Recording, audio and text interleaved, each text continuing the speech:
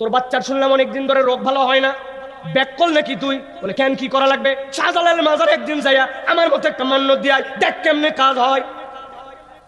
উনি চিন্তা করছে শাহজালালের মাজারে কেন যাওয়া লাগবে রে, শাহজালাল কি অসুখ ভালো করে? বলছে না না, তো যাবি কেন, বড় আল্লাহর ওলি, আমিও তো স্বীকার করি আল্লাহর ওলি, তো উনি কি অসুখ ভালো করে দিবে না?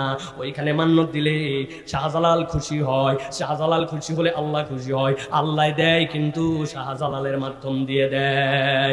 এরকম ইমানদার লোক আমাদের এলাকায় আছে না না? হুজুর ঝামেলা কি, এই ইমানের মধ্যে ঝামেলা কি? চলেন কোরআন আমাদেরকে কি বলতেছে ছোট্ট করে একটু বুঝি। আল্লাহ বলতেন আবু জেহেলের কাছে যে জিজ্ঞাসা করেন, মাইয়ামলিকুস সামআ ওয়াল আবসার, ওই আবু জেহেলের বল বল বল, তোর চোখের মালিক কে, তোর কানের মালিক কে? আল্লাহ জিজ্ঞাসা করছেন মাইয়ারযুকুকুম মিনাস সামাই ওয়াল আরদ, আবু জেহেল বল আসমান থেকে জমিন থেকে রিজিক দেয় কে?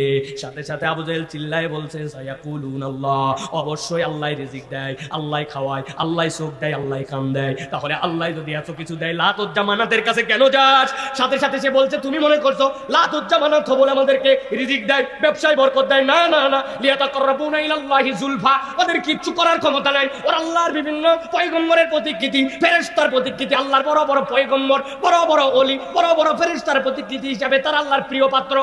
ওদের কাছে মান্যত দিলে ওরা খুশি হয়, ওরা খুশি হলে আল্লাহ খুশি হয়। আল্লাহ দেয় একটু লাতের মাধ্যম দিয়ে, একটু উজ্জার মাধ্যম দিয়ে, একটু হবলের মাধ্যম দিয়ে দেয়। আল্লাহ বলছেন ওহুম মুশরিকুন, যতই আল্লাহ খালিক আল্লাহ মালিক বলো তোমার ঈমান হয় নাই। এখন মুসলমান সমাজের মধ্যে আপনি এরকম খুঁজে পাবেন, বিপদে পড়ছে মাজারে দৌড় লাগায়, বিপদে পড়ছে গলার মধ্যে কি কি লেখা তাবিজ লটকায় ফেলে, চিন্তা করে আল্লাহ দেয় কিন্তু এইগুলার মাধ্যম দিয়ে দেয়। আপনার ঈমান হয় না, ঈমান হয় নাই।